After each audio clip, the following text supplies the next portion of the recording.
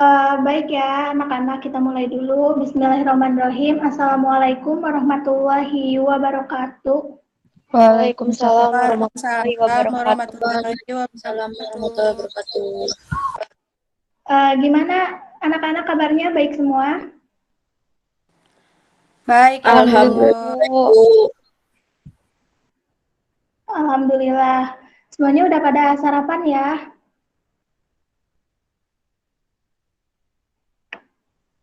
Udah, Bu. Sudah, Bu. Nah, sebelum kita memulai pelajaran, alangkah lebih baiknya kita berdoa terlebih dahulu ya. Berdoa sesuai kepercayaan masing-masing dimulai.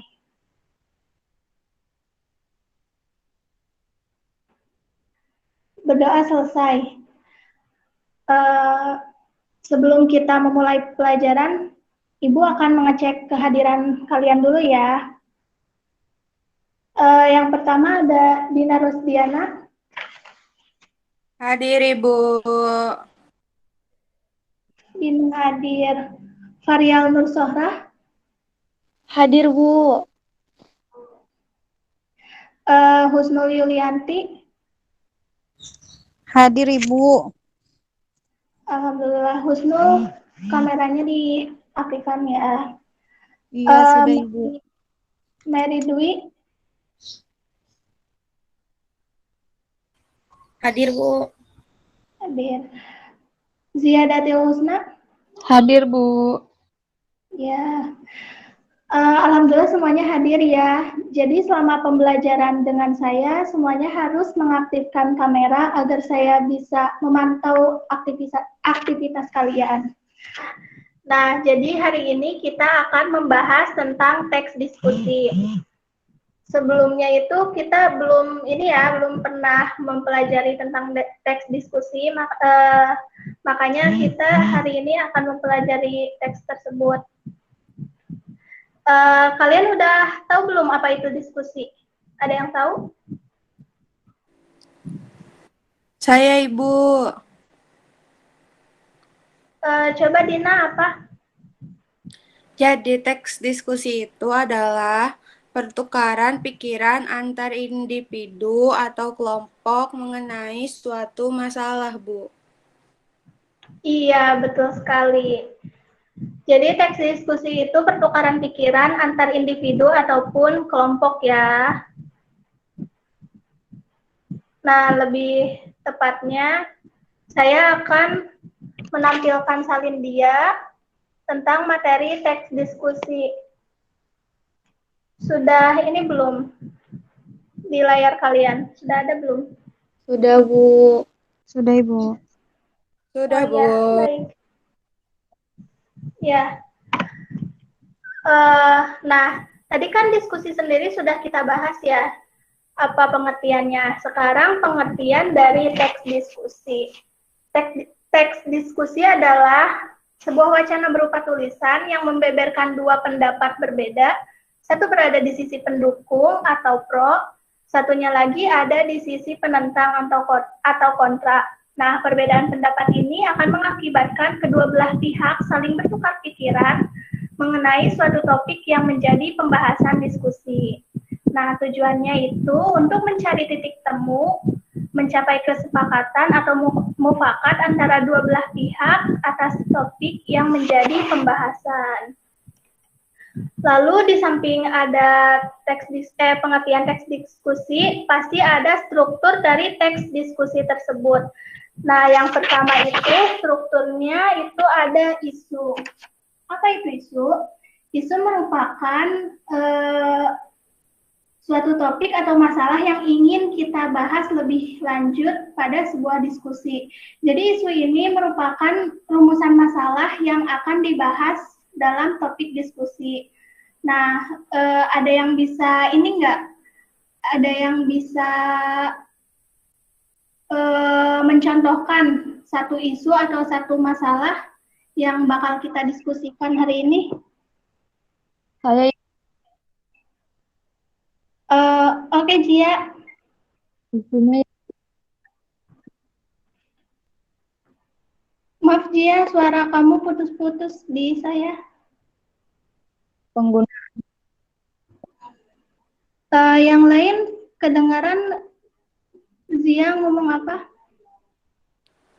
Tidak, Ibu, suaranya putus-putus. Oh, oh baik Zia, boleh ditulis di room chat aja ya.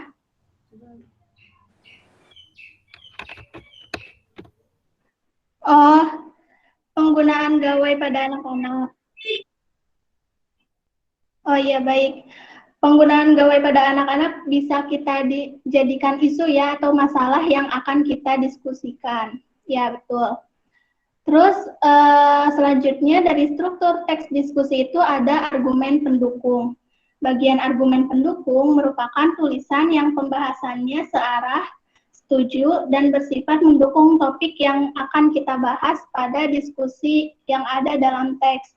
Nah, berpacu pada isu yang telah diberikan oleh Zia, ada yang bisa menjawab argumen pendukungnya itu apa saja? Saya, Bu. Ya, Varial, silakan. Misalnya membantu anak-anak dalam mengembangkan kreativitas karena lebih banyak mengenal dunia luar. Iya, betul. Selain pendapat Varial, ada lagi yang mau berpendapat? Saya, Bu. Ya, Mary, silakan. Contohnya seperti lebih mudah untuk mengawasi anak-anak karena gawai sudah semakin canggih dan banyak aplikasi yang akan membantu orang tua seperti Kids Plates dan lain-lain. Oh iya, benar sekali pendapat dari Varial maupun Mary. Jadi argumen pro itu argumen atau pernyataan yang dapat yang mendukung isu yang sedang diangkat. Nah, selanjutnya itu ada struktur teks diskusi yaitu argumen penentang. Nah, argumen penentang merupakan kebalikan dari argumen pendukung. Bagian ini berisi tentang pembahasan yang bertolak belakang dan menentang topik yang menjadi bahan perbincangan pada teks. Nah, jadi tadi kan argumen pendukung itu pernyataan-pernyataan yang mendukung isu yang sedang dibahas. Nah, sekarang argumen penentang itu pernyataan-pernyataan yang bertolak belakang dengan isu. Nah, jadi sekarang siapa yang bisa mencontohkan argumen penentang dari isu yang kita bahas tadi?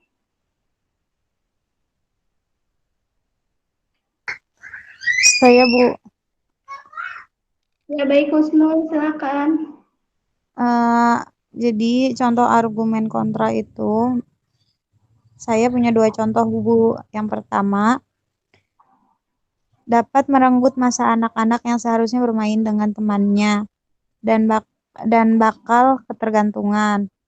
Kedua, banyak konten yang seharusnya belum dilihat oleh anak-anak melalui aplikasi yang mudah diakses anak. Baik, terima kasih Husnul.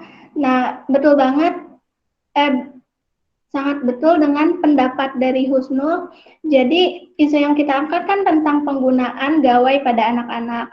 Nah, argumen kontra yang dipaparkan oleh Husnul yaitu yang pertama itu tadi dapat merenggut masa anak-anak. Jadi, yang seharusnya anak bermain dengan teman sebayanya, ini malah kecanduan atau lebih keenakan dengan gawainya. Terus tadi yang kedua itu banyaknya apa? Maaf, saya lupa. Banyaknya konten yang seharusnya belum dilihat oleh anak-anak, Oh iya, betul. tapi melalui aplikasi yang mudah diakses anak. Oh iya, betul. Jadi zaman sekarang banyak ya aplikasi yang bebas diakses oleh anak-anak. Banyak aplikasi yang bebas diakses oleh anak-anak dan banyak juga yang tidak yang umurnya itu nggak dibatasin seperti aplikasi TikTok yang sekarang booming ya. Dan itu banyak konten-konten juga yang seharusnya belum ditontonkan ke usia anak-anak gitu. Di bagian kesimpulan ini berisi mengenai kesimpulan dan saran topik yang tengah kita bahas. Di sini ada yang mau coba menarik kesimpulan dari isu yang telah kita bahas tadi? Saya, Bu. Ya, silakan dia. Penggunaan smartphone pada anak memberikan dampak baik maupun buruk, sehingga orang tua tetap harus mengawasi anak dalam jarak dekat, Bu. Oh iya, baik. Terima kasih, Zia. Jadi, menarik kesimpulan itu harus netral ya. Jadi, argumen penentang maupun argumen pendukung pun harus kita harus kita tarik kesimpulannya seperti itu. Lalu selanjutnya ada cara menyusun teks diskusi. Salintianya di itu ya, next lagi. Cara menyusun teks diskusi yang pertama ada menentukan topik masalah atau isu. Yang kedua, menentukan tujuan. Yang ketiga, mencari informasi atau data pendukung. Lalu selanjutnya menyusun karangan teks, mengembangkan karangan menjadi teks diskusi. Lalu yang terakhir, merevisi atau menyunting teks diskusi. Nah, selanjutnya, di salin dia selanjutnya itu ada contoh dari teks diskusi dengan judul Seberapa Bahaya Narkoba Itu. Nah, kalian ini baca masing-masing, pahami, lalu kita nanti akan menentukan isu, argumen pendukung, argumen kontra, lalu kesimpulan. Saya berikan waktu 2 menit ya untuk memahami dan membaca teks diskusinya. Baik, Ibu. Cukup kan 2 menit? Cukup, Ibu. Cukup, Bu. Ya, silakan. Sudah selesai anak-anak? Sudah, Ibu. Sudah, ya. Di sini ada yang mau mencoba menjawab apa isu dari teks diskusi ini. Saya, Bu. Oke, baik. Silakan, Dina. Ya, jadi isu dalam teks diskusi ini terdapat pada kalimat pertama, yaitu membahas mengenai bahaya narkoba. Oh iya, betul sekali. Lalu argumen pendukungnya apa? Argumen pendukungnya terdapat pada paragraf pertama, bahwa menjelaskan penyakit apa saja yang disebabkan narkoba, seperti gangguan pembuluh darah dan lain-lain. Oke. Itu, Bu. Terima kasih, Dina. Betul sekali ya. Jadi isu yang diangkat dari teks diskusi ini yaitu tentang bahaya narkoba dengan argumen pendukung yaitu penyakit-penyakit yang bisa disebabkan oleh narkoba tersebut. Lalu di sini ada yang mau mencoba menjawab argumen penentang atau argumen kontranya itu apa? Saya, Bu. Oke, silakan Mary. Argumen kontranya itu terdapat pada paragraf kedua yang menjelaskan narkoba itu tidak buruk jika dipakai dengan benar sesuai dosis dan tempatnya. Oke. Lalu, Mary bisa nggak narik kesimpulan dari teks diskusi ini? Bisa, Bu.